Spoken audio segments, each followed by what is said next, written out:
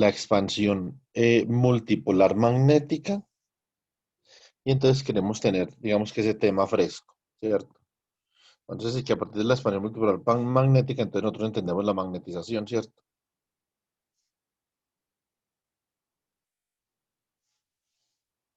Bueno,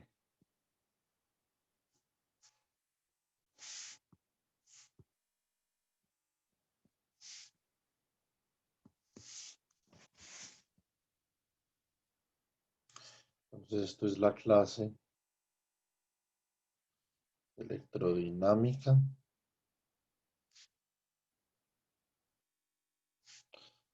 clásica 2. Hoy es septiembre 29 del 2020. Bueno, entonces, eh, nosotros cuando hablamos de polarización,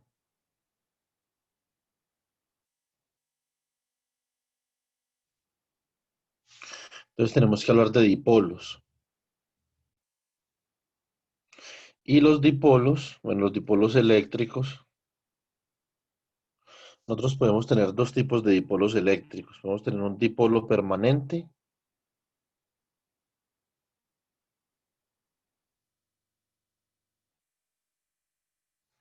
o podemos tener un dipolo inducido.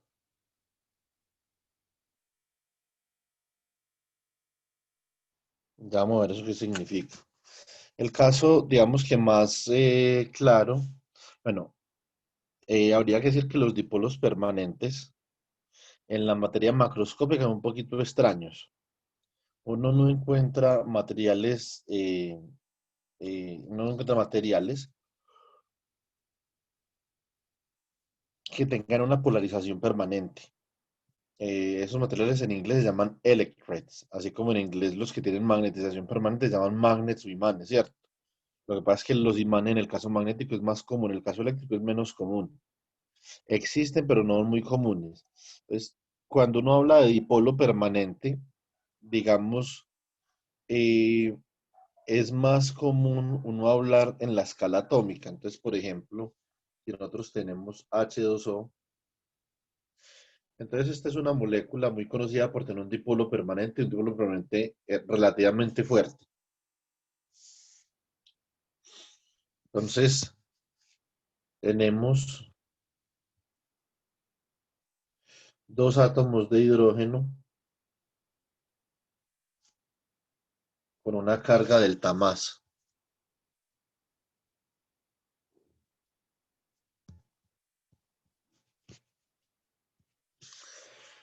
Y tenemos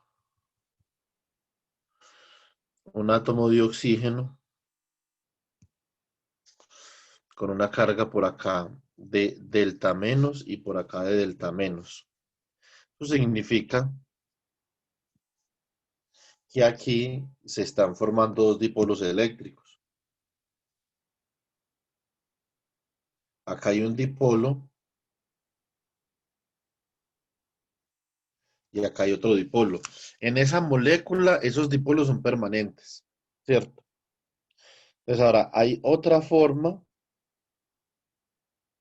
de inducir un dipolo, que es con un campo eléctrico.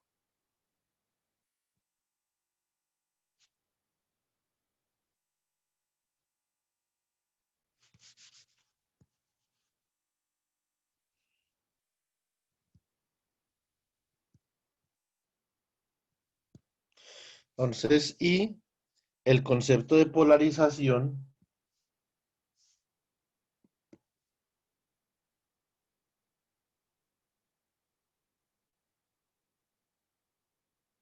es esencialmente lo siguiente, es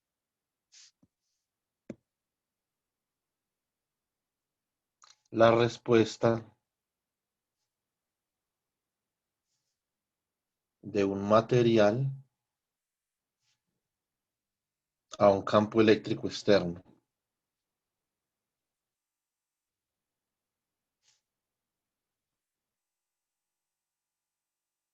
Listo.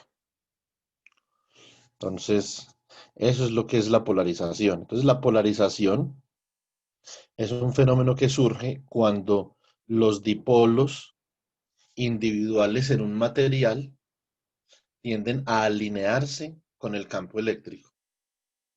Entonces, acá vemos el dipolo del agua, por ejemplo, pero típicamente en un material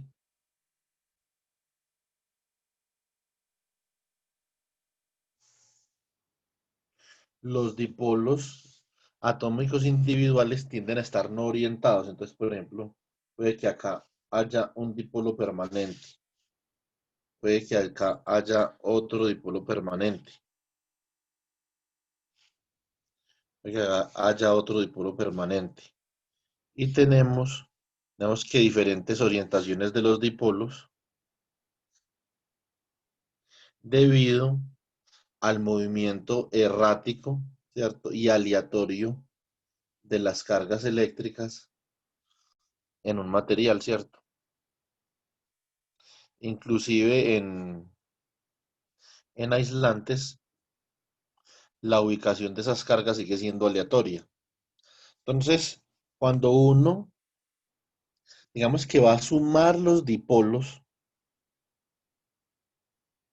sobre una distribución estadística o va a calcular un promedio del dipolo, que eso es lo que sería más o menos la polarización, un promedio como el dipolo. Entonces uno se da cuenta que ese promedio de ese dipolo es igual a cero. Puede decir que en promedio la polarización es igual a cero, porque la polarización es una manifestación macroscópica, ¿cierto? Entonces no tiene mucho sentido hablar de la polarización a nivel microscópico, tiene sentido hablar del dipolo permanente a nivel microscópico, pero la polarización, que ya es un fenómeno colectivo de dipolos orientados en una misma dirección. Entonces, eso es distinto. Ahora, cuando usted aquí aplica un campo eléctrico,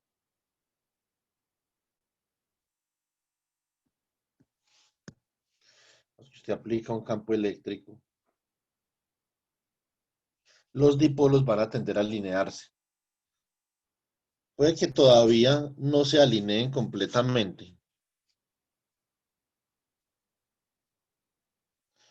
Hayan unos que se alineen, otros no. Pero van a estar mucho más alineados que cuando no había campo eléctrico y por lo tanto, en ese caso, la polarización o el valor esperado de el momento dipolar va a ser diferente de cero. Entonces ahora lo que nosotros queremos hacer primero, antes de entender esta parte de la polarización, no vamos a indagar mucho sobre la polarización, simplemente vamos a mirar algo sobre la polarización, ¿cierto? Y sobre todo vamos a querer definir el vector desplazamiento eléctrico. Entonces, pero para eso vamos a mirar cuál es el origen de el momento dipolar desde el punto de vista de la expansión multipolar. A y B, vamos a ver un modelo simplificado de lo que le pasa a un electrón cuando está en presencia de un campo eléctrico en un material. ¿Listo? Entonces, y eso es lo que en el programa está como el oscilador de Lorentz o el modelo de Lorentz. Entonces,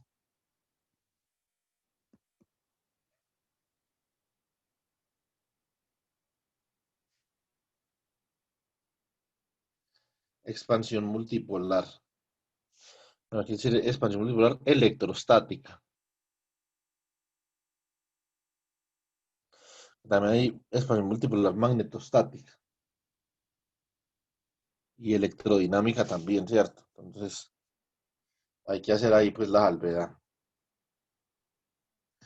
Esencialmente, nosotros consideramos un conjunto de cargas que están distribuidas en un volumen y seleccionamos un sistema de coordenadas X, Y, Z. Entonces,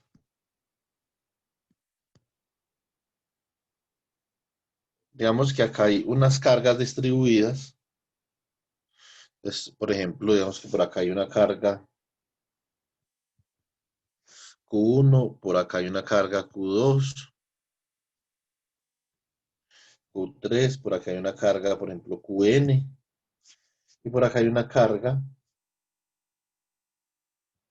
que simplemente es QI.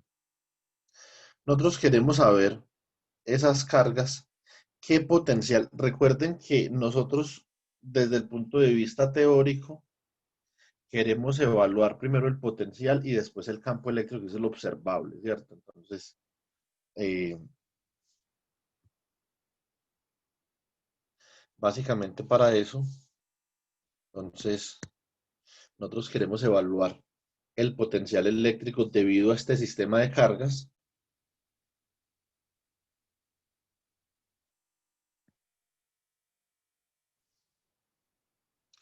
en un punto a una distancia R lejana del origen. Y consideramos que el vector posición de esa carga QI es simplemente RI.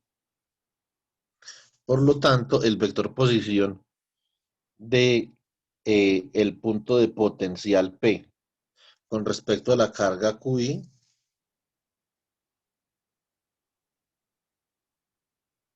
va a ser este vector de acá, R mayúscula I, que va a ser igual a R menos RI. Bueno, no en magnitud, no. Simplemente igual a R menos RI, ¿cierto? Y vamos a decir que el ángulo al que se encuentra ese vector RI simplemente es teta I, ¿cierto? Entonces, podemos utilizar la ley del coseno en ese triángulo que se forma ahí y podemos decir lo siguiente. Vamos a decir que magnitud de RI al cuadrado es igual a magnitud de R al cuadrado más magnitud de RI minúscula al cuadrado menos 2RRI por el coseno de teta I. ¿Sí o no? Y también podemos decir que el potencial eléctrico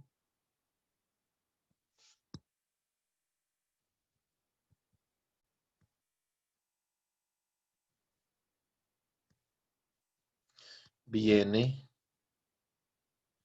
dado por phi de R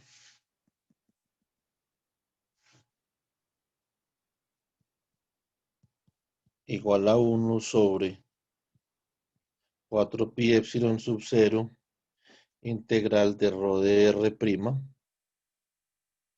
de 3R' sobre R menos R', ¿cierto?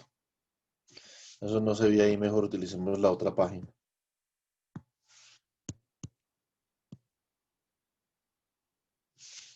Ah, se borró todo esto.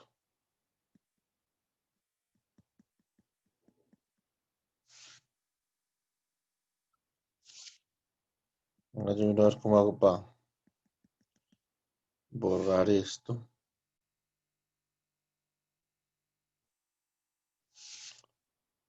sin que se borre todo.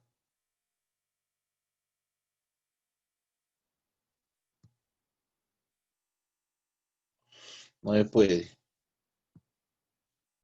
Va a tocar volver a hacer el dibujito. Bueno,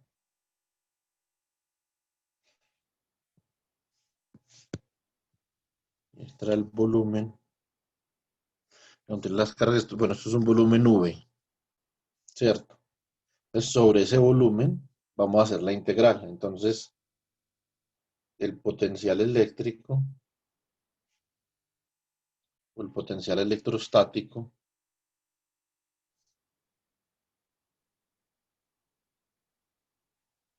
viene dado por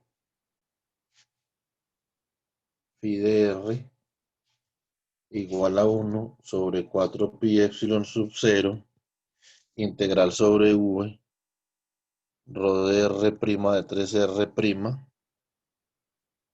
sobre R menos R'. Esta es la fórmula para el potencial eléctrico que habíamos obtenido en el caso de la solución de la ecuación de Poisson en funciones de Green, ¿cierto? Entonces, cuando nosotros vamos a particularizar esta situación para el caso en el que el volumen esté compuesto por un sistema de cargas discretas. Ahora, digamos que muy fácilmente nosotros podríamos considerar un volumen de una distribución continua de carga, ¿cierto? Pero entonces en este caso no lo vamos a hacer así. Entonces, lo vamos a hacer para cargas discretas. Ahora, nosotros tenemos cargas discretas, entonces tenemos que hallar una expresión para ρ de r, ¿cierto? Entonces,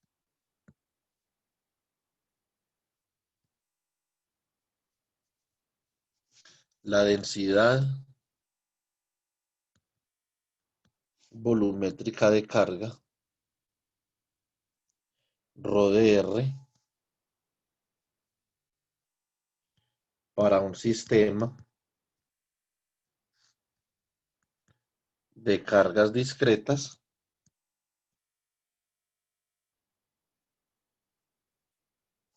viene dada por, entonces la densidad de carga, ρ de r, es igual a la suma sobre I de delta 3 dr menos RI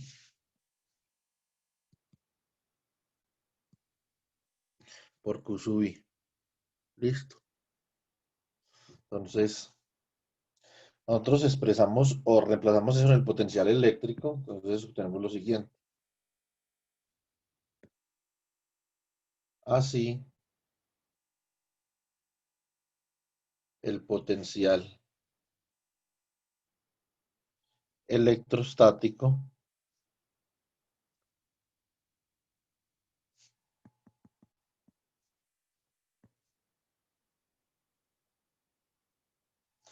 debido a un sistema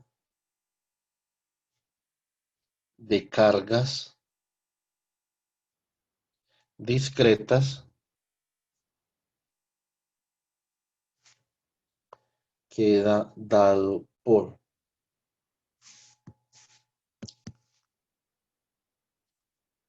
pi de r igual a 1 sobre 4 pi epsilon sub 0 por la integral sobre v de rho de r' de 3r' sobre r menos r', lo que es igual a 1 sobre 4 pi epsilon sub 0 por la integral sobre v de la suma sobre i delta 3 de r' menos ri q sub i por d3r' sobre r menos r'. Cuando implementamos esa delta sobre esa integral, que naturalmente uno puede sacar la sumatoria de ahí, ¿cierto? Porque r menos r' no depende de i.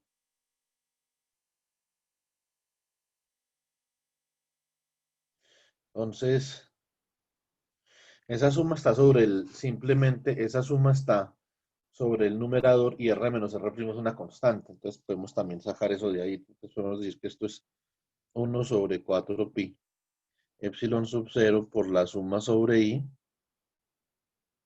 de la integral sobre el volumen de q sub i delta 3 r menos r', o más bien, esto es r' menos ri, sí o sí, de 3r' sobre r menos r'. Entonces, cuando hacemos esa integral de volumen sobre esa delta, básicamente que r' se convierte en ri, y listo. Y salimos de esa integral. Esto queda igual a 1 sobre 4 pi epsilon sub 0 suma sobre i de q sub i sobre r menos ri. Entonces, Después de que nosotros hacemos eso y que ya tenemos, digamos que esta forma del potencial, la podemos escribir acá. Phi de R, potencial electrostático. Es phi de R. 1/4 pi epsilon sub 0, suma sobre I de Q sub I sobre R menos RI o 1/4 pi epsilon sub 0 suma sobre I de Q sub I sobre RI. Entonces, mm, la expansión multipolar consiste en uno hacer lo siguiente. No pensar que de pronto sería más complicado nosotros, digamos que disponer de esa cantidad R menos RI, ¿cierto?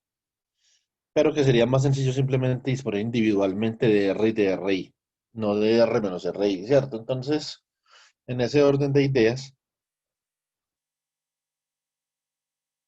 vamos a expandir R menos RI de alguna forma, teniendo en cuenta de que R, la distancia del origen al punto de campo, al punto de potencial, puede ser una distancia grande. Esto va a ser muy útil cuando veamos radiación, ¿cierto? Porque queremos saber eh, cómo es la radiación en un punto lejano de la fuente de campo. Entonces, esto es algo parecido. Vamos a expandir RI. Ahora, ¿quién es RI? RI en magnitud es igual a la magnitud de R menos la magnitud de RI. ¿Eso es igual a quién? Precisamente como ahorita habíamos utilizado, creo que podemos comenzar más bien por ahí. Ahorita habíamos utilizado el teorema del coseno, entonces, usando la regla del coseno,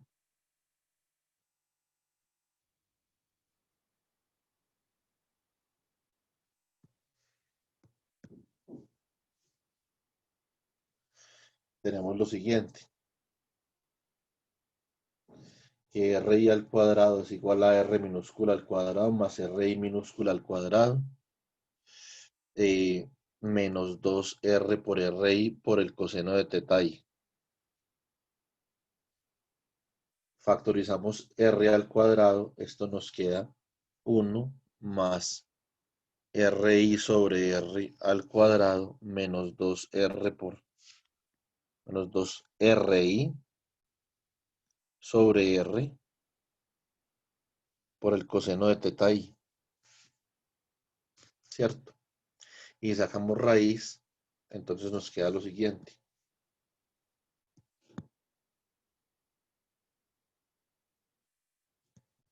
Sacando raíz, obtenemos una expresión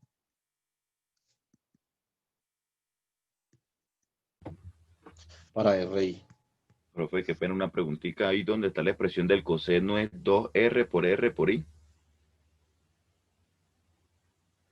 Sí, R, no, R por RI. Ah, ya. Es un subíndice. Qué pena, de pronto si ahí no se ve bien, Julio.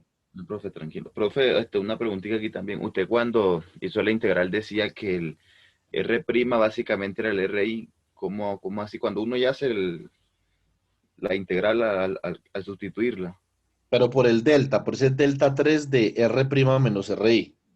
Mm, Porque esa integral es cero para cualquier valor de R' que sea diferente de RI. Solamente es diferente de cero para R' igual a RI por la ah, propiedad de muestreo de la función delta. listo, profe, y ahora sí, ahora sí. Gracias, profe. Entonces, yo no sé si usted recuerda, yo le enseñé el semestre pasado que cuando usted integra una función entre menos infinito y más infinito, esta función de delta de x menos x0 por dx, como el delta solamente toma valores en x igual a x0, Entonces, por fuera de x igual a x0, esa integral da cero. Entonces, esto simplemente es f evaluado en x0, ¿cierto? Entonces, es una propiedad de muestreo de la función delta.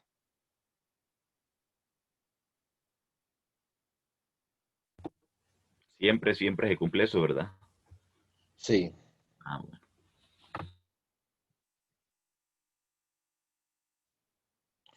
y esta es una propiedad bastante importante, diría yo.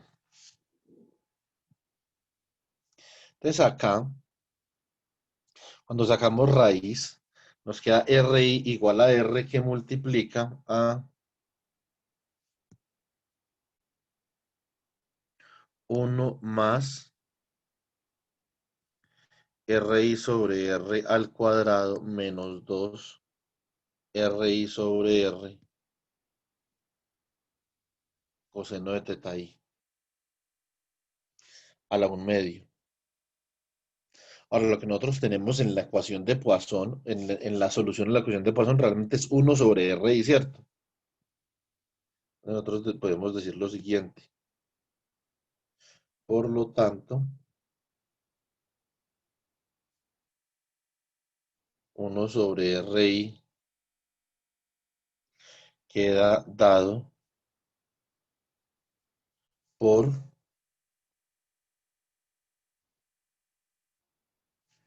1 sobre RI igual a 1 sobre R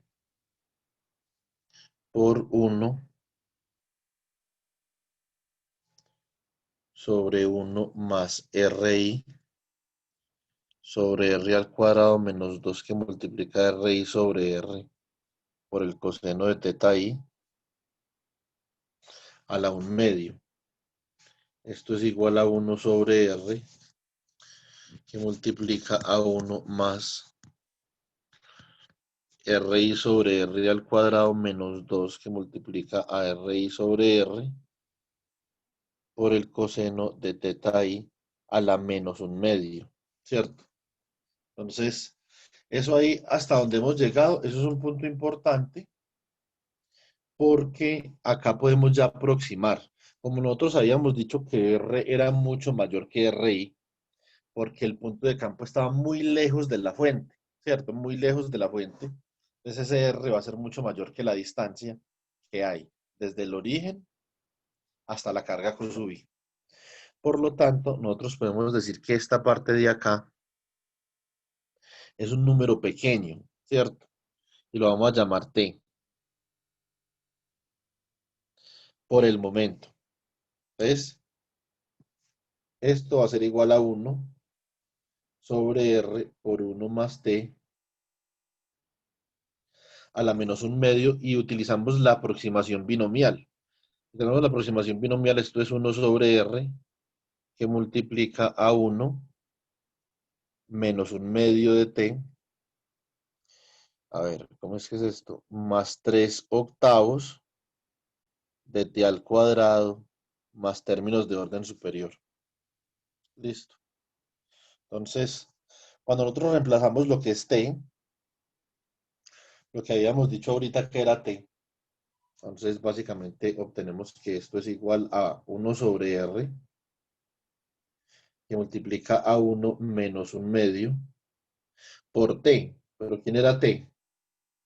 Era RI sobre R al cuadrado, ¿cierto?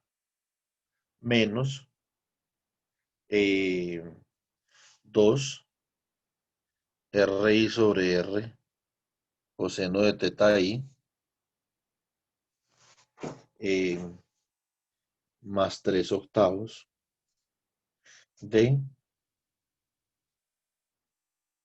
RI sobre R al cuadrado menos 2 RI sobre R coseno de teta I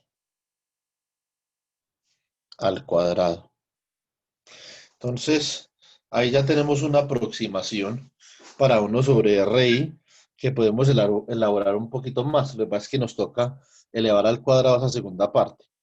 Entonces, ¿qué tenemos? Tenemos 1 sobre R por 1 menos 1 medio, que multiplica a RI sobre R al cuadrado más, entonces tenemos aquí menos un medio, por este menos 2 da 1, entonces eso da simplemente RI sobre R coseno de teta i, ¿cierto? Más RI sobre R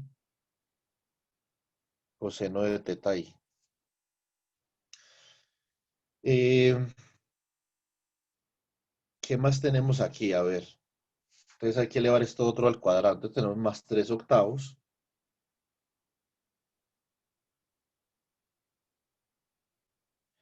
RI sobre R a la 4 menos el doble producto de la primera por la segunda, entonces sería menos, a ver, menos 4 RI sobre R al cubo, ¿cierto? Por coseno de teta i, más 4 RI sobre R al cuadrado coseno cuadrado de teta i. Eso es esencialmente lo que tenemos. Ahora, parte de la aproximación que vamos a hacer, después vamos a ver esto para más órdenes de, un momentico, vamos a mirar cómo se hace para más órdenes de magnitud, o sea, órdenes superiores a 2, pero en este caso simplemente vamos a despreciar todo lo que sea mayor de orden 2, ¿cierto? Por lo tanto, entonces esta aproximación queda así, lo queda igual a 1 sobre R, que multiplica a 1 menos, o más bien más, RI sobre R por el coseno de teta i, menos un medio de RI sobre R al cuadrado, más, tenemos aquí 3 octavos por 4. 4 sobre 8 son un medio, entonces eso da 3 medios, ¿cierto? Más 3 medios de RI sobre R al cuadrado coseno cuadrado de teta i. Muy bien. Entonces, ahora que ya tenemos esta aproximación más o menos funcional, entonces lo que podemos hacer es, bueno, podemos hacer una última cosa. Como hay un RI cuadrado, un RI sobre R al cuadrado, en dos términos, pues factoricemos eso. Entonces esto da 1 sobre R, que multiplica a 1, más RI sobre R, coseno de teta i. Voy a factorizar el 1 medio, entonces digo, más 1 medio por RI sobre R al cuadrado, que multiplica 3 coseno cuadrado de teta i menos 1, ¿cierto? Esta es mi aproximación funcional y lo que yo tengo acá es que esta es la aproximación para 1 sobre RI. Cuando yo ya tengo esa aproximación, entonces ya puedo evaluar el potencial de manera aproximada usando eso. Entonces observen que acá en ningún lado me quedó ya R menos RI. Ya tengo particularmente R y RI para introducir en la aproximación. Entonces, evaluamos el potencial electrostático.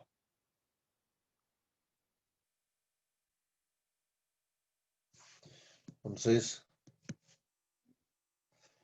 phi de R es igual a 1 sobre 4 pi epsilon sub 0, suma sobre I de Q sub I sobre RI, ¿cierto?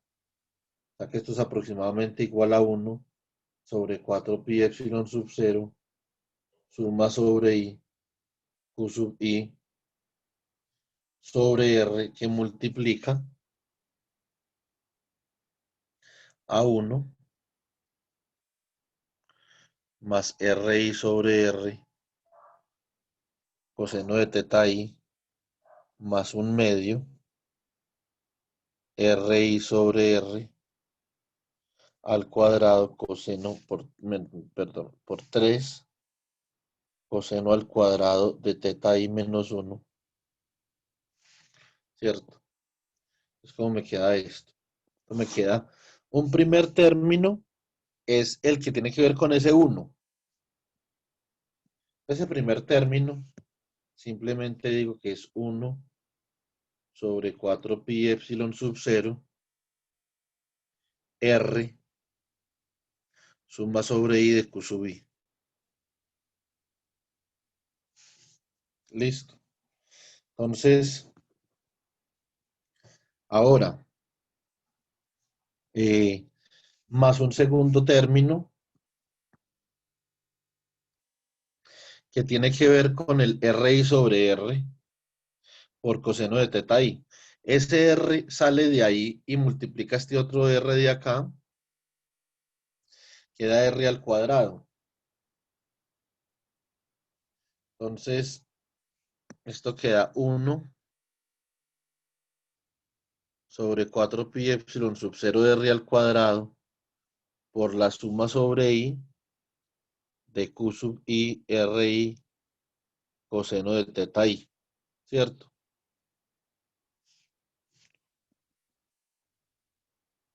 Ahí está I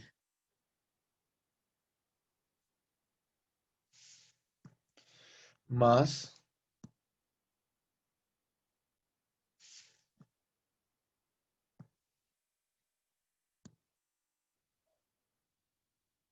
1 sobre 4 pi epsilon sub 0 R al cubo, porque este R de acá queda al cuadrado y lo multiplico con este R de acá queda al cubo. La suma de Q sub I RI, no, esto no me va a caber acá. Hagamos esto más abajito. Más 1 sobre 4 pi epsilon sub 0 R al cubo, suma sobre I de Q sub I por RI sobre 2, RI al cuadrado acá, que multiplica 3 coseno cuadrado de teta I menos 1. Entonces, aquí esencialmente lo que nosotros tenemos son tres términos que hemos obtenido a partir de esa expansión. Entonces, este término de acá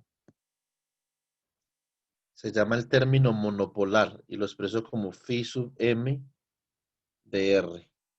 Este término de acá se llama el término dipolar. Lo expreso como phi sub d de R.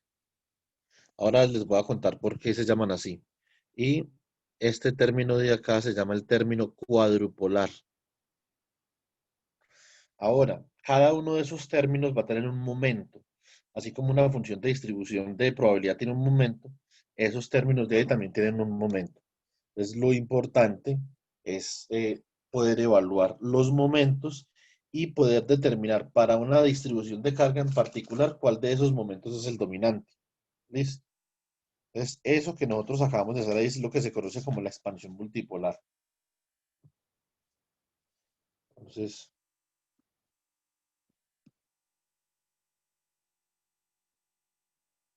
expansión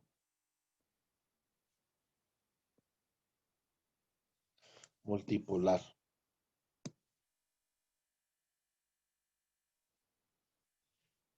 Esto es igual a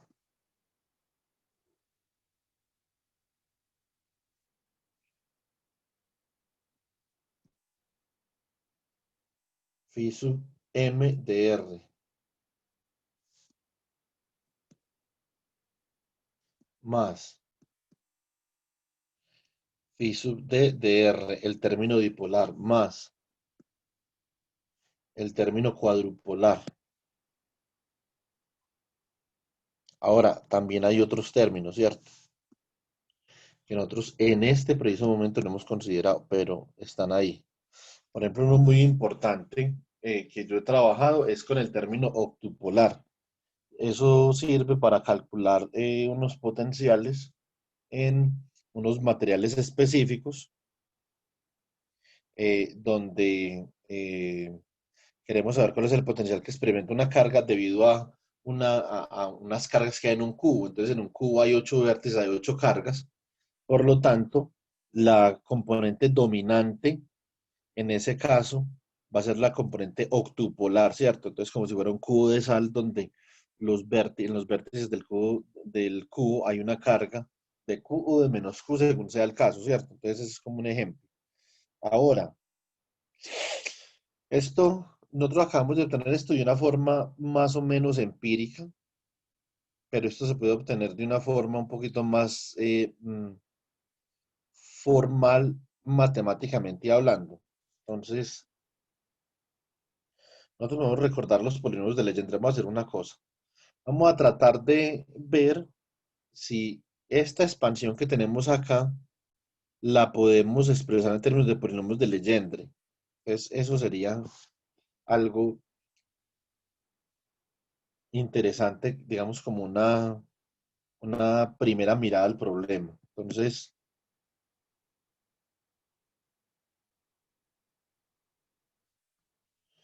recordamos los polinomios de Legendre. Los polinomios de Legendre. Entonces, por ejemplo, P sub 0 de X es igual a 1.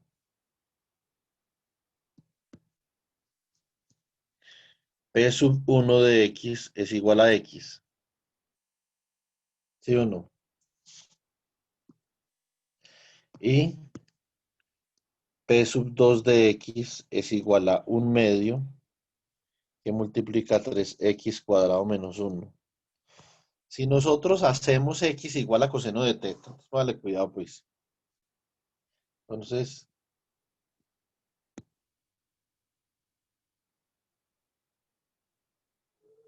haciendo X igual a coseno de teta y, entonces podemos obtener lo siguiente.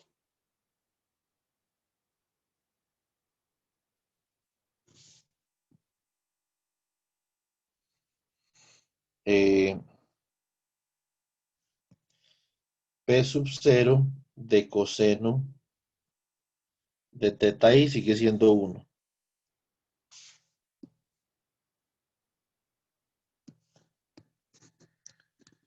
P sub 1 de coseno de teta i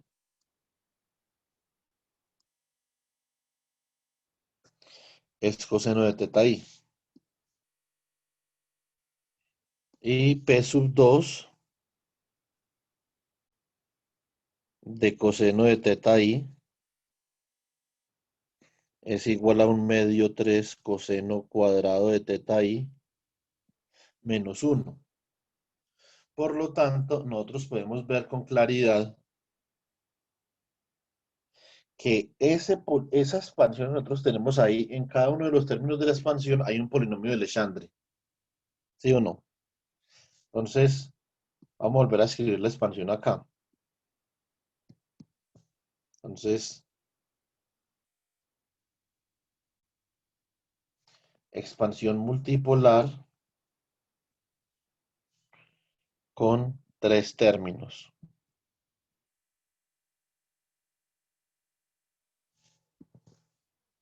Entonces, a ver, phi de R. Tenemos el primer término,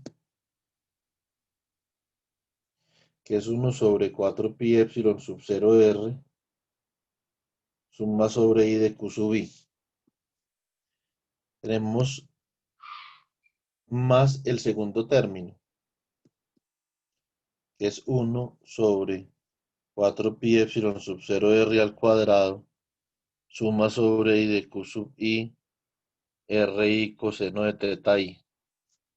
Aquí ahí ya hasta donde vamos, llevamos dos polinomios de Legendre. Llevamos en el primer término en rojo, como el primer polinomio de Legendre simplemente es 1, entonces llevamos eso multiplicado por P sub 0 de coseno de teta i.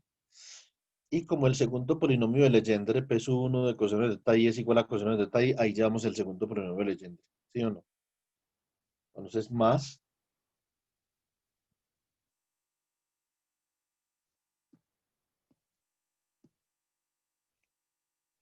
1 sobre 4 pi epsilon sub 0 R al cubo por la suma sobre i de Q sub I RI por un medio por 3 coseno cuadrado de teta I menos 1. Ahí va el segundo, el tercer polinomio de Legendre, ¿sí o no? Entonces, por lo tanto, nosotros podemos escribir esto así, de que esto es igual a,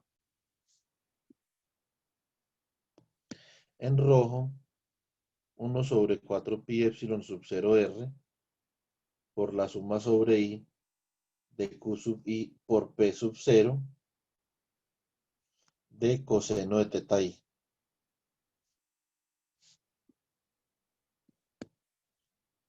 Más la parte dipolar, 1 sobre 4 pi epsilon sub 0 r al cuadrado por la suma sobre I de Q sub I RI por P sub 1 coseno de teta I. ¿Sí o no?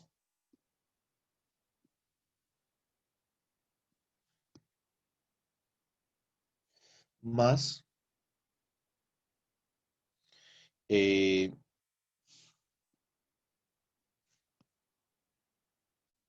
1 sobre 4 pi epsilon sub 0 r al cubo por la suma de Q sub I. Este RI a cara al cuadrado, se me olvidó, disculpen. Por RI al cuadrado por P sub 2 coseno de teta I. Porque P sub 2, como podemos ver acá, es un medio 3 coseno cuadrado de teta I menos 1. Entonces, nosotros tenemos eso así. Nosotros ya podemos ver que esencialmente esto es una suma sobre polinomios de Legendre de diferentes órdenes. Entonces, de alguna forma, nosotros vamos a poder, digamos que, llegar allá y usando un generador de funciones usando polinomios de Legendre. Que el generador de funciones esencialmente es el generador de la función de Coulomb, que es 1 sobre R menos R', pues ya vamos a ver eso. Entonces, vamos a mirar una cosa. En cada uno de esos términos está, por ejemplo, en el primer término está 1 sobre R. En el segundo término está RI, a ver, está RI sobre R al cuadrado, en el tercero está RI sobre R al cubo. Entonces ahí vemos un patrón. En el enésimo estará RI a la N sobre R a la N más 1, ¿cierto? Ahí vemos un patrón. Y QI está en todos. Entonces, por lo tanto, nosotros podemos ver que esto sería como algo así. Esto sería como algo como 1 sobre 4 pi epsilon sub 0. ¿Sí pueden ver ahí la pantalla? Sí, profe. No se corta. No, no, señor. Entonces, esto sería suma sobre I de Q sub I por la suma desde L igual a 0 hasta, en este caso, hasta 2, ¿cierto? De RI a la L sobre R a la L más 1 por P sub L de coseno de teta I. Entonces, a esto hemos llegado nosotros de una manera más o menos empírica, pues, o uno quisiera pensarlo de alguna otra forma para no decir empírica y no confundirlo con el empirismo. Digamos que hemos llegado como a pedal, ¿cierto? Entonces, utilizando la expansión binomial y eso. Hay una forma, digamos, más rigurosa de llegar a esto y es como les digo, utilizar el generador de funciones de los polinomios de Legendre. Entonces, nosotros podemos decir que los polinomios de Legendre satisfacen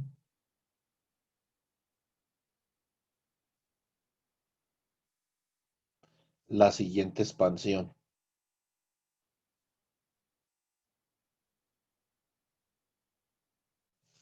Listo.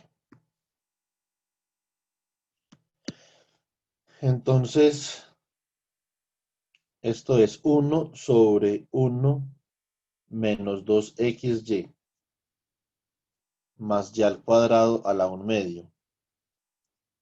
Esto es igual a la suma desde L igual a 0 hasta más infinito de P sub L de X, siendo P sub L de X el polinomio de orden L de Legendre, por Y a la L. Entonces, esa es una expansión importante que satisface los polinomios de Legendre.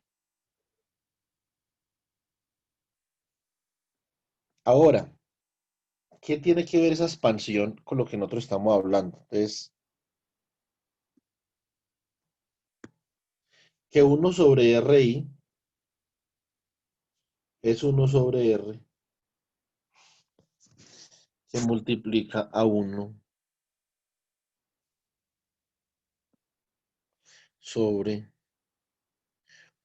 más RI sobre R al cuadrado menos 2 por RI sobre R coseno de teta I a la 1/2. Por lo tanto, si nosotros aquí, en este caso, particularizamos que RI sobre R es Y que coseno de teta I, como hicimos ahorita, es X. Por lo tanto, esto es Y también. Tenemos 1 más Y cuadrado menos 2XY, ¿cierto? Que es exactamente lo que tenemos allá. ¿Sí o no? Entonces, si ese es el caso, entonces nosotros podemos expresar digamos, ese 1/1 más RI sobre R al cuadrado menos 2 que multiplica RI sobre R por coseno de teta I a la 1/2. Eso lo podemos expresar como esa expansión en polinomios de Legendre, ¿cierto? Entonces, 1 sobre RI es igual a 1 sobre R por 1/1 más RI sobre R al cuadrado menos 2 RI sobre R coseno de teta I a la 1/2. Y esto es igual a 1 sobre R por la suma desde L igual a 0 hasta más infinito de P sub L coseno de teta I por RI sobre R a la L. Si introduzco ese 1 sobre R dentro de esa suma, entonces me queda suma desde L igual a 0 hasta más infinito de P sub L coseno de teta I por RI a la L sobre RI a la L más 1. Y esto ya se parece a lo que habíamos obtenido acá, ¿cierto? Se parece, no. De hecho, es idéntico. Lo que sucede es que tenemos que reemplazar eso otro en el potencial para que quede como esto. Y eso ya es para un orden infinito de polos, ¿cierto?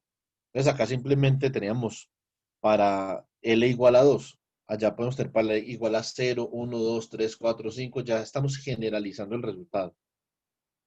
Y si ustedes necesitan algo para la expansión octupolar, por ejemplo, digamos que uno quiere, yo quiero hallar una expresión para el potencial en la expansión octupolar, entonces ya con esa relación de polinomios de Legendre lo tienen, ¿cierto? Entonces, ya tenemos cuánto es 1 sobre RI. Ahora vamos a reemplazar en el potencial. Entonces,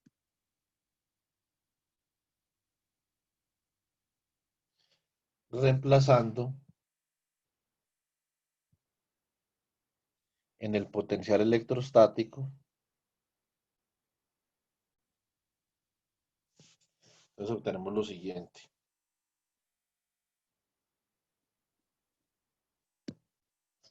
Obtenemos que phi de R, que era igual a 1 sobre 4pi epsilon sub 0, ¿cierto? Por la suma sobre I de Q sub I sobre RI, pues esencialmente es igual a 1 sobre 4pi epsilon sub 0 por la suma sobre I de Q sub I por P sub L de coseno de teta I ¿cierto? Por RI a la L dividido R a la L más 1. Entonces, esa es la expansión multipolar de orden infinito para el potencial.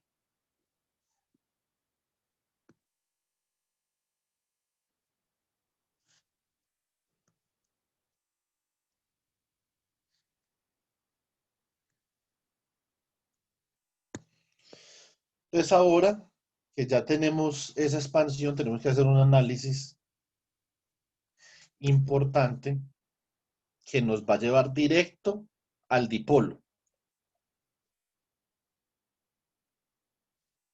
Entonces, ¿qué tenemos acá? Si nosotros expandimos, perdón, esto es la suma aquí sobre L y aquí la suma sobre I. Esto tiene una doble suma. Listo. Entonces, si nosotros expandimos para L igual a 0, porque esto de L igual a 0 está más infinito. Entonces, nosotros obtenemos P sub L, P sub 0 de coseno de teta i, que es 1, por RI a la 0, que es 1, sobre R a la 0 más 1, que es R. Pues, por lo tanto,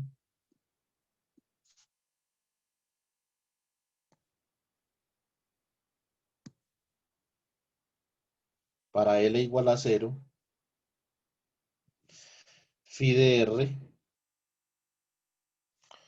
o más bien la contribución dominante de esa expansión es phi de R, y esto va a ser igual a 1 sobre 4 pi epsilon sub 0 R por la suma sobre I de Q sub I.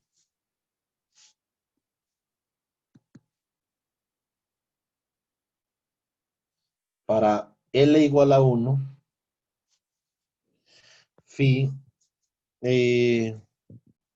sub D de R es igual a quién. Entonces miremos. Para L igual a 1, RI a la 1 es RI. R a la L más 1 es R al cuadrado. Y P sub 1 de coseno de teta i es coseno de teta i. Entonces reemplazamos y nos queda 1 sobre 4 pi epsilon sub 0 R al cuadrado suma sobre I Q sub I RI coseno de teta i.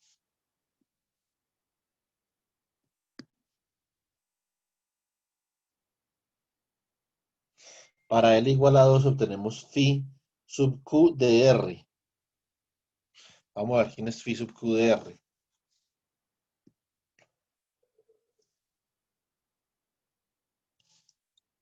Phi sub Q de R entonces sería para L igual a 2. Entonces cuando L es igual a 2, RI a la 2 es RI al cuadrado, R a la 2 más 1 es R al cubo, y P sub L de coseno de teta para L igual a 2, o sea, P sub 2 coseno de teta i es 1/2 de 3 coseno cuadrado de teta i menos 1. Entonces, esto sería igual a 1 sobre 4 pi epsilon sub 0 R al cubo, suma sobre I de Q sub I, RI al cuadrado, sobre 2, 3 coseno cuadrado de teta I, menos 1. Aquí tenemos las tres contribuciones dominantes.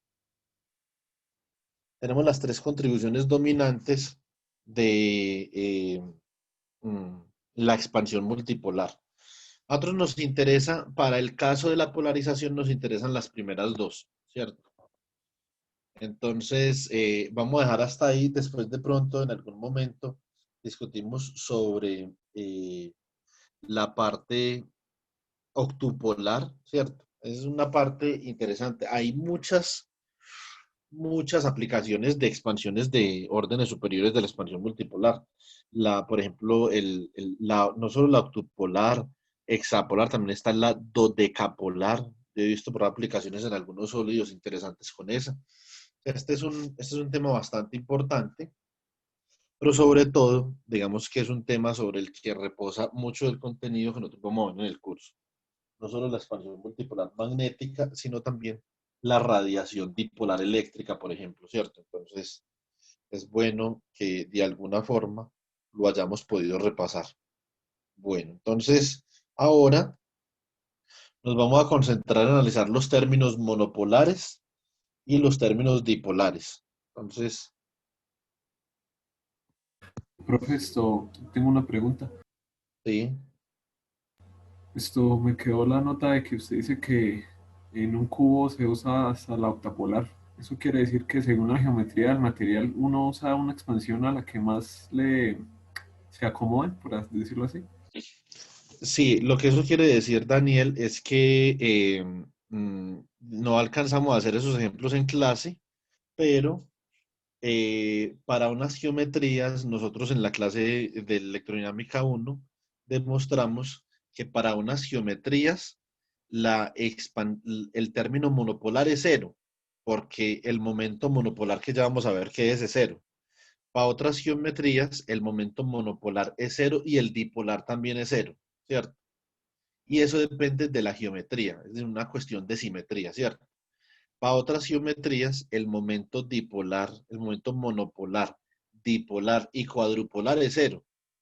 Por lo tanto, para esa geometría, en donde esos tres primeros momentos sean cero, entonces el término dominante es el término octupolar. Y el cubo de sal es, digamos, uno de esos casos. Entonces, por ejemplo, si usted busca en internet, la gente busque, por ejemplo, este es el de la esmeralda, ¿cierto? Pero usted puede buscar también, por ejemplo, a ver, sodium chloride crystal. No aparece acá. Entonces, véalo acá.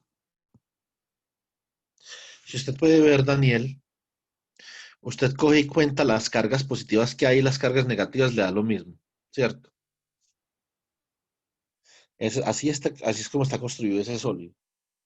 Ese sólido está construido con una carga más acá, que es el sodio, menos el cloro, ¿cierto? Menos el cloro más el sodio. Sí, bueno, entonces acá está más el sodio menos el cloro. Acá está menos el cloro más el sodio. Entonces, solamente en este primer cubo de acá, si usted cuenta, las cargas negativas y las cargas positivas le dan el mismo número de la una y de la otra. Es decir, hay una carga positiva y una carga negativa intercaladas por vértice. ¿Eso qué significa? Que si usted calcula ahí la suma de los QI va a ser igual a cero. Eso está claro, ¿sí o no? Sí, Ahora, ¿eso qué significa? Que a lo sumo, el término dominante del potencial debido a ese cubo de sal va a ser el dipolar. Entonces vamos a mirar qué pasa con el dipolar. Vale, cuidado. Las líneas de campo eléctrico van de dónde a dónde. Las líneas de campo eléctrico siempre salen del más y entran al menos, ¿cierto? Entonces acá va a haber un dipolo o un vector dipolar, sí, dipolo. Este es un dipolo. Y acá hay un dipolo en sentido contrario, ¿cierto? Acá hay un dipolo en sentido contrario. Y acá hay un dipolo en sentido contrario. Es decir, los dipolos adyacentes, todos están en sentido contrario. Por lo tanto, la suma total de los dipolos sobre ese cubo de sal va a ser cero. Usted lo puede ver también acá, vea. Acá el dipolo va en este sentido. Aquí el dipolo va en este sentido. Sí, uno de más a menos. Acá también va de más a menos. Y acá va de más a menos. Si usted suma eso vectorialmente, le va a dar cero. Lo mismo acá.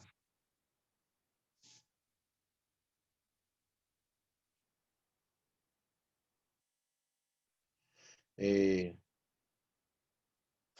entonces, la suma de todos esos dipolos da cero. La suma del momento dipolar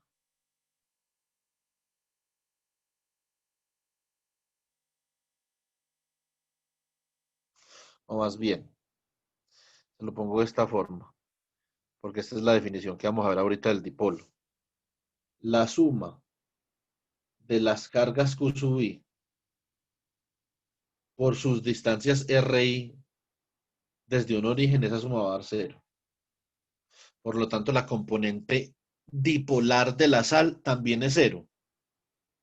Es una cosa muy importante en las moléculas. Por ejemplo, ahorita que está de moda, ustedes podrían buscar en internet información sobre esto. Por ejemplo, ¿cuál es el efecto del momento dipolar del coronavirus en el proceso infeccioso?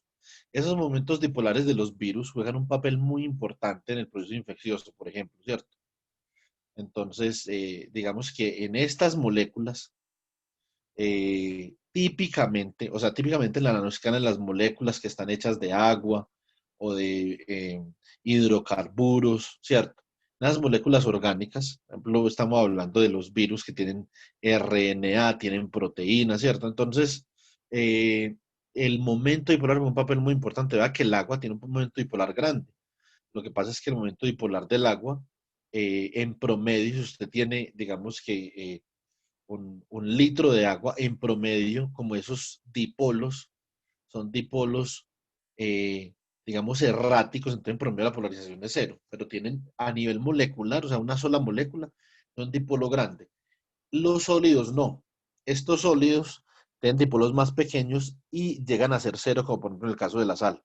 Entonces, en el caso de la sal, la componente monopolar es cero, la dipolar es cero. Entonces, ¿qué nos queda? La componente cuadrupolar. Como esto es como es por la simetría de esto, que esto Julio lo vio el semestre pasado, por la simetría de este cristal,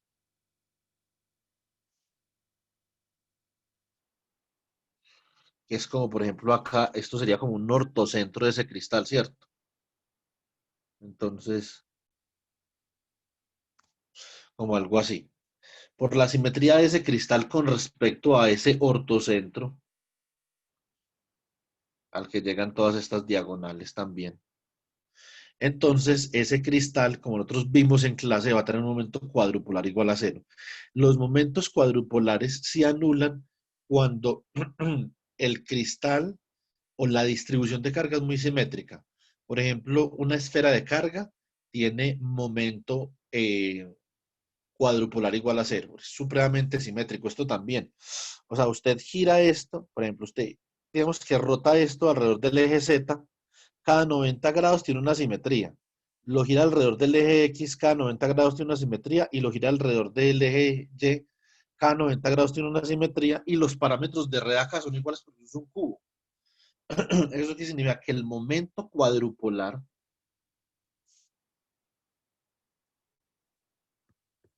el momento cuadrupolar I sub JK también es igual a cero. Entonces, ¿qué nos queda ahí, Daniel? Nos queda la contribución dominante, es la contribución octupolar. Y eso se veía en la geometría de ese cristal ahí. Listo.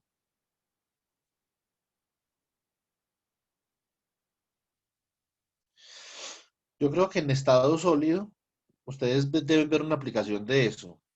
Pues no estoy seguro si la ven o no, pues porque yo no doy estado sólido en el pregrado. Eh, pero, pero hay una aplicación interesante de los momentos cuadrupolares y los dodecapolares en un tipo de materiales que tienen un acoplamiento spin-órbita fuerte, que eso significa donde el spin del electrón y el momento angular del electrón están acoplados. No sé si eso lo ven, pero es una aplicación que no requiere de muchas matemáticas y que es una aplicación interesante para uno ver cómo los momentos de orden superior de la expansión multipolar, digamos que tienen un papel importante ahí, ¿cierto? Entonces, vamos a hacer lo que le acaba de explicar a Daniel, pero digamos que sin un ejemplo así eh, específico. Entonces, análisis eh, a ver, análisis de la contribución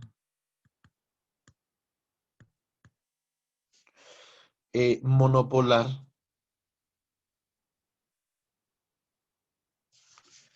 y dipolar del potencial. Entonces vamos a comenzar con la contribución monopolar. La carga total de la distribución va a ser la suma sobre I de las cargas individuales, que eso es lo que aparece en el término monopolar, ¿cierto? Entonces, esto es lo que le vamos a llamar eh, el momento monopolar.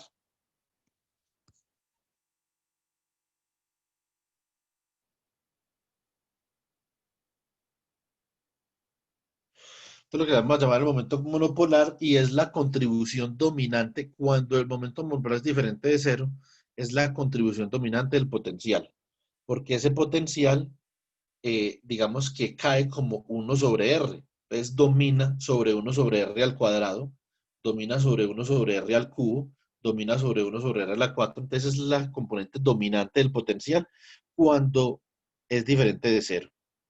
Cuando es cero, como vimos para el cubo de la sal, entonces domina es la componente dipolar. Listo.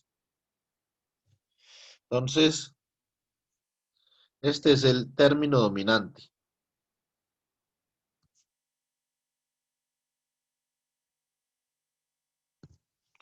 Bueno, entonces en ese caso, phi submonopolar de R sería igual a 1 sobre 4 pi epsilon sub 0, R suma sobre I de Q sub I, y esto simplemente sería igual a la carga total, que es el momento monopolar, sobre 4 pi epsilon sub 0 R. Una curiosidad de estas cosas es que típicamente cuando hay momentos dipolares, típicamente cuando hay un momento dipolar, hay que un dipolo, para que haya un dipolo, tiene que haber una carga negativa y una carga positiva, ¿sí o no? Entonces, típicamente cuando hay, por ejemplo, un dipolo como tal, tiene carga total cero, pero tiene momento dipolar diferente de cero, solamente un dipolo. Un signo más y un signo menos, ¿cierto? Entonces, pero cuando usted tiene ya una organización de dipolos, típicamente el momento monopolar es cero. Entonces, cuando hay dipolos fuertes, entonces la geometría privilegia la componente dipolar y desprecia la componente monopolar, ¿cierto? Entonces, eso es una cosa interesante.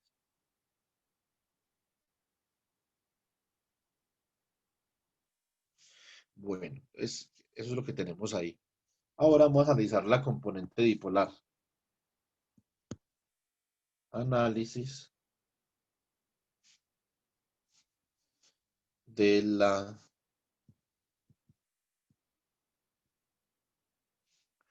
contribución dipolar al potencial.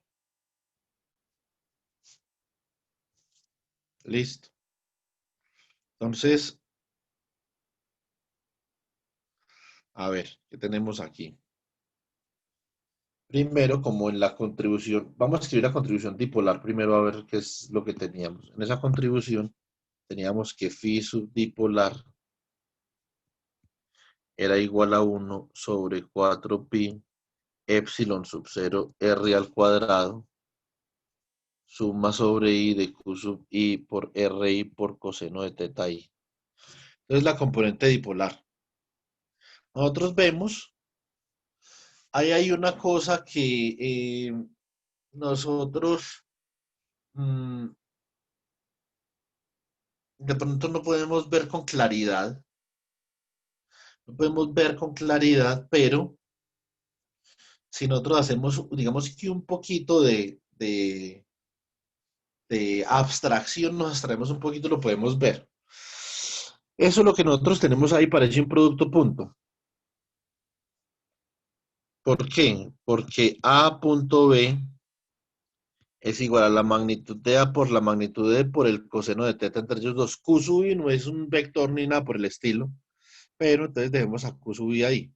Ahora, ¿qué pasa cuando usted tiene el producto punto entre un vector A y un vector unitario, por ejemplo, en alguna dirección y la magnitud de ese vector unitario es simplemente 1, por lo tanto esto da A por coseno de teta. Entonces, de acá, lo que nosotros podemos esperar es que de alguna forma eso vaya a ser la suma sobre I de Q sub I por el producto punto entre un vector y un vector unitario. Entonces, digamos que eso es eh, simplemente haciendo ahí como especulando antes de realmente hacer el cálculo, ¿cierto?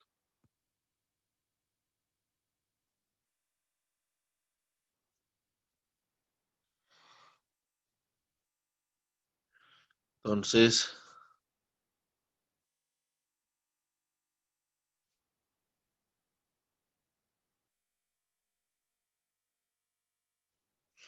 bueno, ahora, ¿cómo vamos a llegar allá?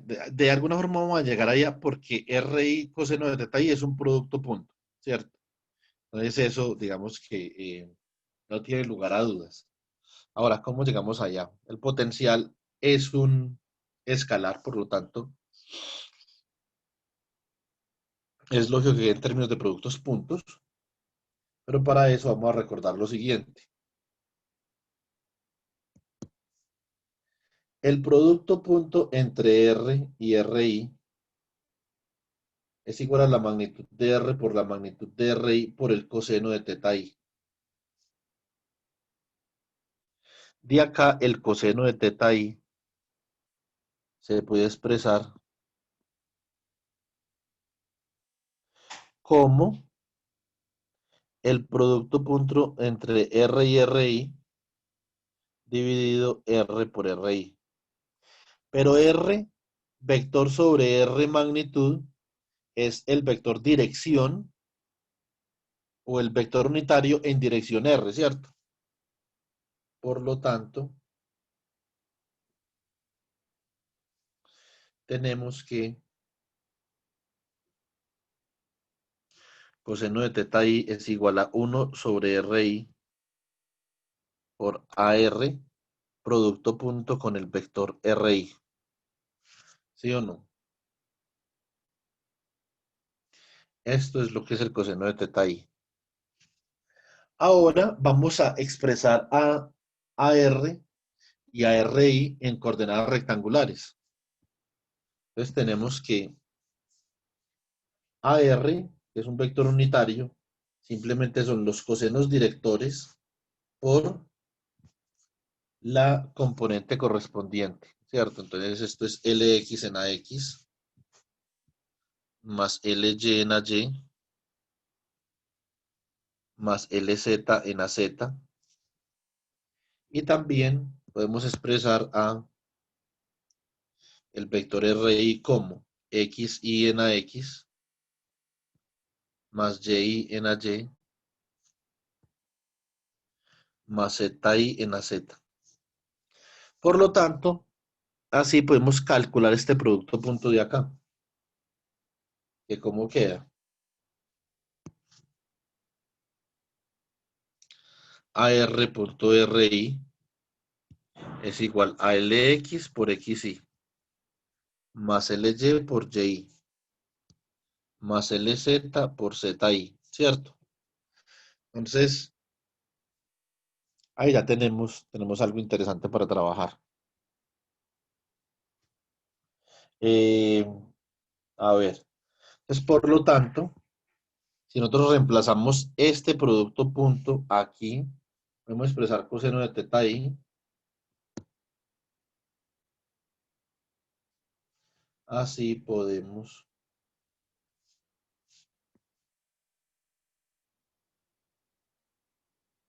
expresar coseno de teta I de la siguiente manera.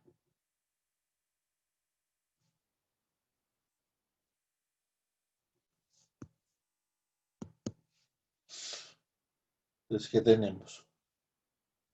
Coseno de teta I, que es igual a 1 sobre RI por el producto punto entre AR y RI, es simplemente igual a LX por XY más LY por YY más LZ por ZI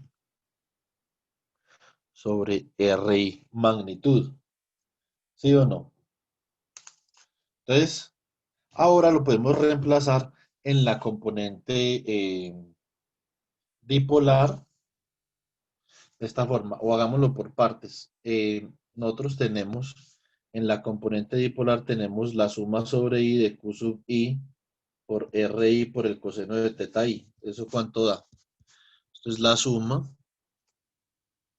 sobre i de q sub i por ri por el coseno de teta i, que es lo que tenemos ahí, lx, xy más ly, y más lz,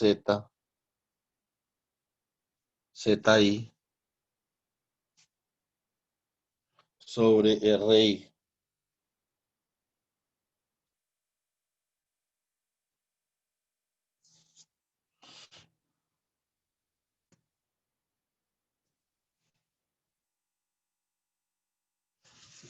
¿Cierto?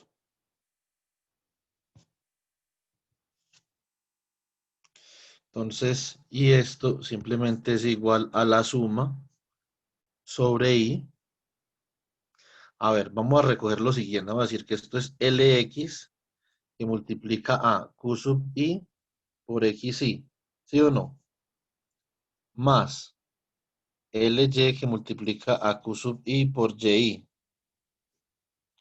Más lz que multiplica a q sub i por zi. Entonces, lo que nosotros podemos observar es que eso se podría expresar como un producto punto. Eso se podría expresar como el producto punto entre un vector con componentes Lx, Ly y Lz y un vector con componentes, o más bien con la suma sobre i por qi por un vector con componentes xi, y y zi, ¿cierto? Esto es igual simplemente a el vector dirección AR, o el vector unitario en dirección AR, producto punto con la suma sobre i de qi por el vector ri. Esa suma sobre i de qi por el vector ri, que es decir, es usted ponderar la carga total, pero por la posición, ¿cierto? Entonces, si todas las cargas tienen la misma posición, no sería como un momento monopolar. Ahora, por ejemplo, usted tiene 4 cargas y cada carga equidista vectorialmente del origen, pero son 2 cargas positivas y 2 negativas. Eso va a dar 0, ¿cierto? Va a tener, pero eso tiene que ser debido a la simetría, como yo le explicaba, Daniel, eso tiene que ser por simetría. Ahora, este término de acá es lo que yo conozco como el momento dipolar P. Por lo tanto, esto es igual a AR, producto punto P. Ahora, cuando nosotros hablamos que la polarización tiende a orientar los momentos dipolares, o más bien que el campo eléctrico, la polarización es el fenómeno que se da cuando el campo eléctrico tiende a orientar los dipolos individuales en una determinada dirección. Entonces, estamos hablando de que el momento dipolar es diferente de cero, ¿cierto? Y que digamos, si este es el momento dipolar por regiones, que estos momentos dipolares se van a alinear con el campo eléctrico. Entonces, eso es lo que da origen al fenómeno de polarización, ¿cierto? Entonces, ese es el tema de estudio de esta semana. El tema de estudio de la próxima semana es la energía magnética y la expansión eh, mm, multipolar magnética. Entonces, cuando nosotros ya tenemos esto bien definido, entonces reemplazamos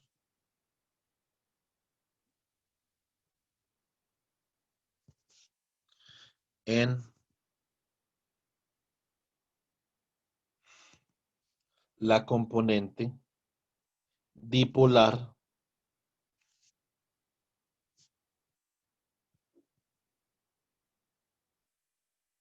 del potencial.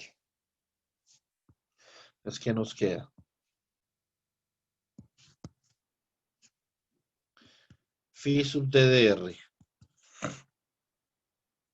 igual a 1/4 pi epsilon sub 0 r al cuadrado, suma sobre i de q sub i ri coseno de teta i, que acabamos de ver que eso es igual a ar punto p. Entonces esto es igual a ar punto p sobre 4 pi epsilon sub 0 r al cuadrado, ¿cierto?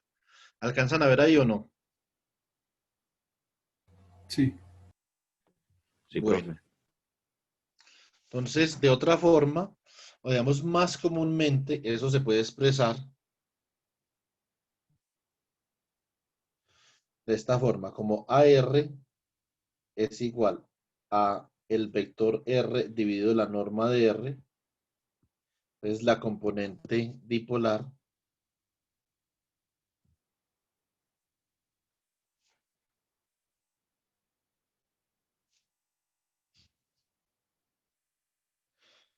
queda dada por phi dipolar de R es igual a, entonces, AR punto P sobre 4 pi epsilon sub 0 R al cuadrado, y esto es igual a 1/4 pi epsilon sub 0 R al cuadrado por vector R sobre magnitud de R punto P. Por lo tanto, esto simplemente es 1/4 pi epsilon sub 0 R al cuadrado multiplica al producto punto entre R y P, ¿sí o no? Entonces, y esto de alguna forma estar, digamos que relacionado con la energía dipolar, como ustedes recuerdan del curso de electromagnetismo.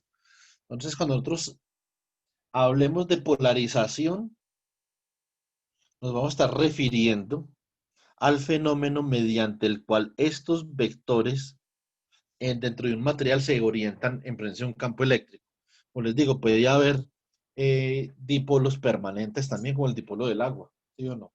Entonces, eso es, digamos que eso es una opción también que está ahí sobre la mesa, pero esos materiales que tienen dipolos permanentes son materiales un poquito más, eh, son más escasos en la naturaleza que los materiales que tienen magnetismo permanente. Los materiales que tienen magnetismo permanente son muy comunes.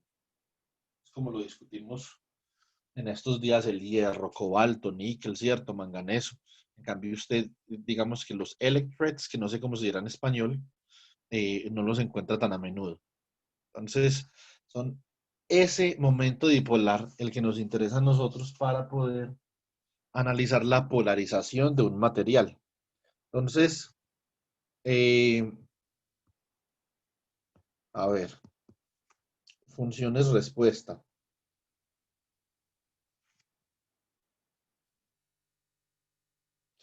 Cuando nosotros tenemos una ecuación diferencial, por ejemplo, vamos a ver si alcanzamos a hacer una vaina acá para que la clase pasada, para que la próxima clase nos quede la situación más sencilla. Después yo miro a ver si alcanzamos a hacer una cosa. Yo no creo, este sería algo interesante para hacer, pero lo que pasa es que no creo que me dé el tiempo. Ese es el problema. Eh, pero vamos a ver qué podemos hacer acá con esto. Mm, Bueno, esto sería bueno también tenerlo presente para la parte cuando damos ondas electromagnéticas en medios conductores, porque la conductividad del medio realmente es una fuente de disipación de energía, ¿cierto? Entonces, ¿qué es una función respuesta y por qué eso es importante? Bueno, una función respuesta realmente es como una susceptibilidad.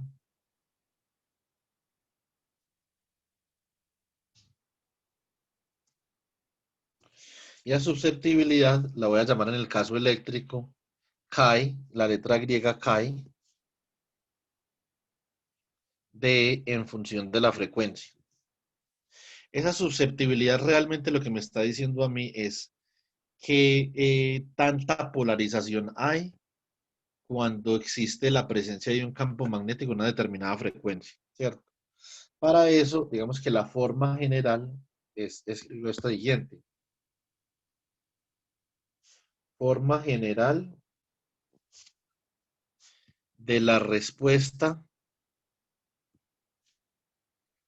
a una excitación. De una forma muy similar como lo hicimos con la función de Green. Entonces, en este caso, nosotros podemos decir que la polarización en cualquier punto R a un tiempo t es igual a la integral de convolución entre menos infinito y más infinito de D3R' por la integral entre 0 y más infinito de tau de chi eléctrico de R menos R', T menos T'. Bueno, T menos tau más bien porque la variable de integración ahí es tau. Por el campo eléctrico de R', tau. ¿Qué es lo que esta fórmula nos está diciendo?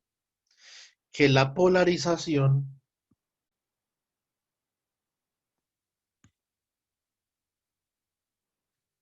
es una respuesta a la presencia de un campo eléctrico E en el material.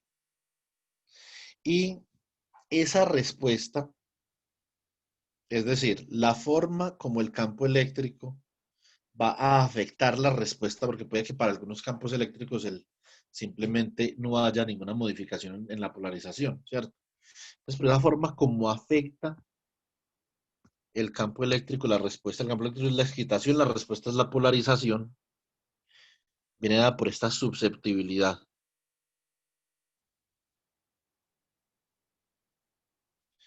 La susceptibilidad es algo que nosotros no podemos calcular por métodos convencionales, no por lo menos con los métodos que nosotros tenemos en electrodinámica. Podemos hacer algunas aproximaciones para uno más o menos ver qué es una susceptibilidad, ¿cierto?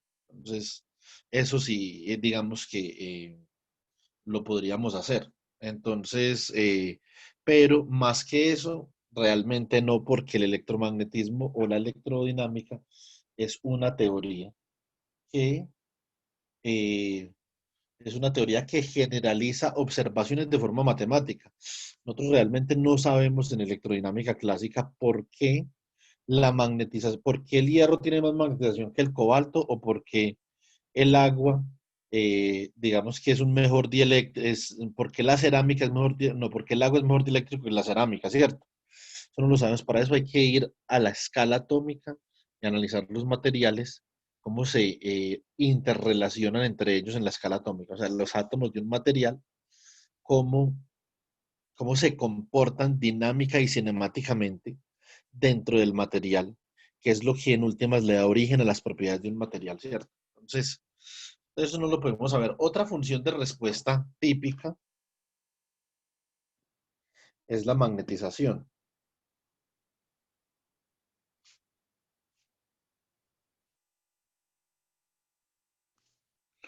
Función de respuesta de materiales magnéticos, por ejemplo.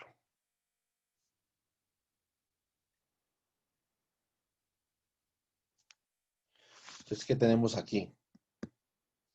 Tenemos que la magnetización en un punto R, T es igual a la integral entre menos infinito y más infinito de D3R', la integral de 0 a más infinito, o también a T, pero pues digamos que es más común o más infinito de tau de chi sub m. Ahora es sub m, o sea, es una susceptibilidad magnética de R menos R', T menos tau. ¿Por quién? Por un campo magnético, ¿cierto? Entonces ese campo magnético tiende a alinear los momentos magnéticos, ya no los dipolos, sino los momentos magnéticos, o los dipolos magnéticos, si usted quiere, en una determinada dirección, Y eso es lo que le da el magnetismo a un material. Ahora, en este caso, hay materiales que tienen magnetismo permanente, ¿cierto? Es más raro eso verlo en el caso eléctrico. Entonces, esta es otra forma de escribir la respuesta. Ahora, en el dominio de la frecuencia,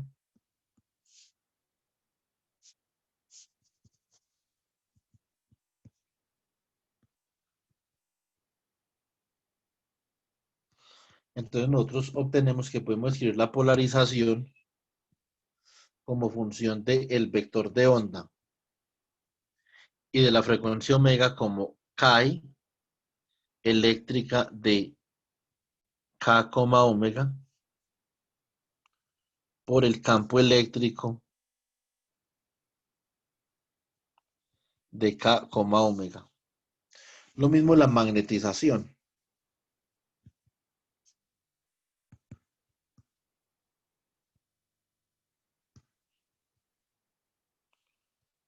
Entonces,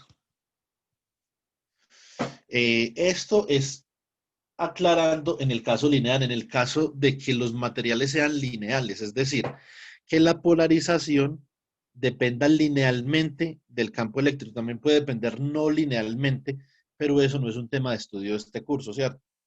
Entonces, típicamente, ahora, ¿cómo entendemos nosotros la susceptibilidad? La susceptibilidad nosotros la debemos entender como una función de respuesta. Entonces, algo muy parecido a una función de Green, pues, ¿cierto?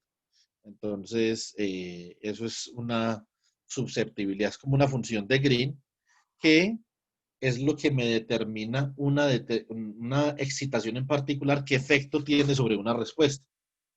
Entonces, mm, por ejemplo, nosotros consideramos como un ejemplo, ese ejemplo.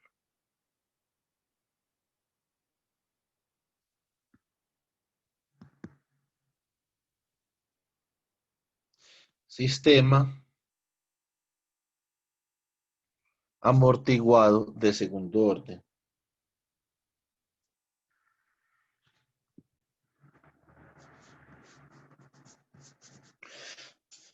Entonces, si nosotros tenemos un sistema amortiguado de segundo orden, nosotros, digamos, típicamente lo podríamos escribir de la siguiente forma. Nosotros podríamos decir que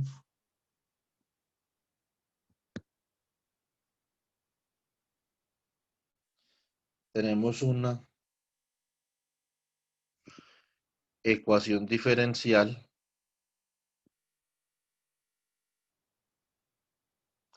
dada por segunda derivada de y con respecto al tiempo más 2 zeta omega sub 0 por derivada de y con respecto al tiempo más omega sub 0 al cuadrado por y es igual a u de t. Entonces, la susceptibilidad aquí consiste en determinar una función en términos de la frecuencia que nos pueda caracterizar la forma como la excitación, que en este caso es U, afecte la respuesta, que en este caso es Y. De forma tal que Y de T se pueda escribir como la convolución entre una función de respuesta que es H de T menos tau, que sería mi susceptibilidad en este caso, por U de tau. Vamos a determinar H de T menos tau. Listo. Entonces, para eso vamos a utilizar, ¿ustedes conocen el método de la transformada de Laplace o no?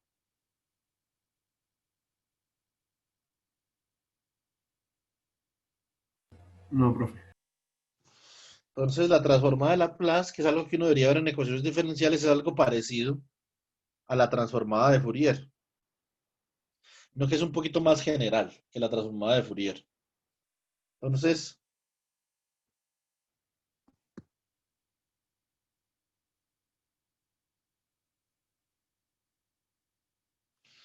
la transformada de Laplace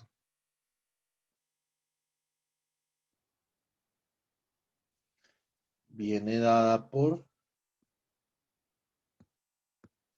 la transformada de Laplace de una función f de t es igual a f mayúscula de s, y esto es igual a la integral entre 0 y más infinito de f de t por e a la menos st por dt, donde s es una frecuencia compleja que es igual a sigma más i omega. Entonces, esa es la transformada de Laplace. Ahora, las transformadas de Laplace que nosotros necesitamos en este caso, como no tenemos nada que dependa del tiempo, digamos que explícitamente, sí implícita, pero no explícitamente, necesitamos saber cuál es la transformada de Laplace de la derivada de una función f de t con respecto al tiempo. Y eso es igual a s por f de s cuando las condiciones iniciales son cero, porque eso es menos f de cero, ¿cierto? Entonces, pero eso no lo consideramos acá. Y eh, la transformada de Laplace de la segunda derivada de f de t es igual a s al cuadrado por f de s. También con condiciones iniciales nulas, porque después queda menos s por f punto de cero, menos f de cero, ¿cierto? Entonces, hacemos las condiciones iniciales nulas y nos queda así. Ahora, si nosotros a esta ecuación diferencial que tenemos acá le aplicamos la transformada de Laplace, obtenemos lo siguiente. Entonces,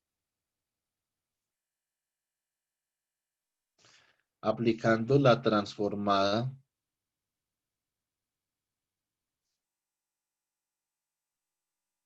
de Laplace a la ecuación diferencial del sistema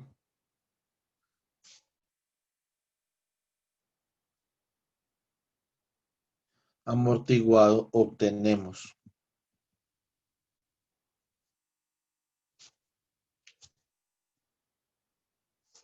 entonces, cuando quebramos la transformada de Laplace acá, pues transformada de Laplace con un operador lineal, sacamos acá, sacamos transformada de Laplace acá, y transformada de Laplace acá, y transformada de Laplace acá. Los otros son constantes que salen de la transformada de Laplace porque es una integral, ¿cierto? Por lo tanto, obtenemos que la transformada de Laplace de la segunda derivada de y con respecto a t más 2 zeta omega 0 por la transformada de Laplace de la derivada de y con respecto a t más omega 0 por la transformada de Laplace de y de t es igual a la transformada de Laplace de u de t. Entonces, ¿esto cómo queda? Si aplicamos lo que acabamos de aprender de la transformada de Laplace, obtenemos que esto queda de la siguiente forma. Queda s al cuadrado por y de s más 2 zeta omega 0 s por y de s más omega 0, esto es al cuadrado acá, omega 0 al cuadrado por y de s igual a u de s. Para poder conocer la respuesta necesitamos saber cuál es la transformada de Laplace de u. Por lo tanto, necesitamos saber quién es u. Pero lo que nos interesa en este caso es saber la susceptibilidad, ¿cierto? Entonces, la susceptibilidad digamos que en el dominio de estudio de sistemas dinámicos con transformada de Laplace se llama la función de transferencia. Listo, entonces, ahora lo que vamos acá a hacer es, vamos a factorizar a y. Nos queda s cuadrado más 2 zeta omega 0s más omega 0 al cuadrado por y de s igual a u de s. ¿Sí o no? Vamos a dividir ambos lados por u y por el polinomio s cuadrado más zeta más 2 zeta omega 0s más omega 0 cuadrado. Entonces, ¿qué nos queda? Nos queda la función de transferencia.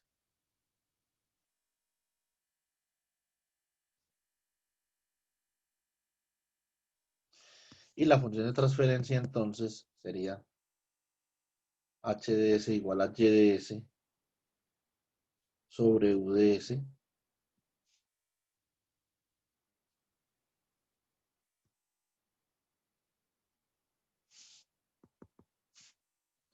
más 2 zeta omega 0 S más omega 0 al cuadrado. Entonces, esa realmente, esta de acá, es la susceptibilidad de ese sistema. Pero en el dominio de Laplace.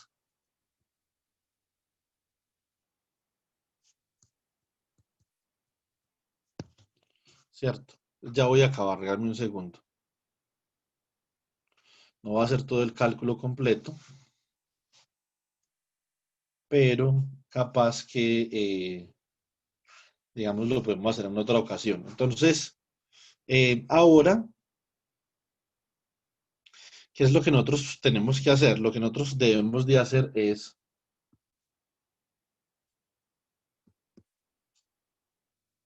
escribir la respuesta y de t en términos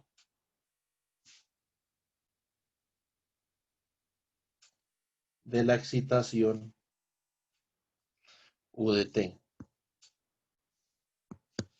Y de t es igual a la integral entre 0 y más infinito de h de t menos tau por u de tau.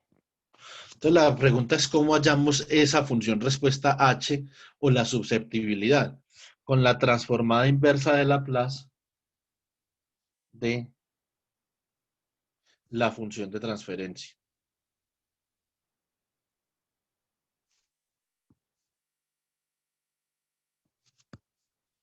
De donde h de t es igual a la transformada inversa del Laplace. Antes era pasar del tiempo a Laplace, ahora es pasar de Laplace al tiempo, por eso es la transformada inversa.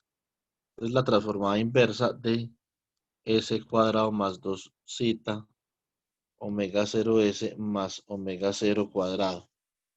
Listo. Entonces así, por ejemplo, para este sistema sencillo que nosotros tenemos, podemos hallar la susceptibilidad usando la transformada de Laplace. En la próxima clase vamos a ver un modelo, que es un modelo también amortiguado, un modelo clásico del estudio de la polarización atómica, que es el modelo de Lorentz, listo, o el oscilador de Lorentz.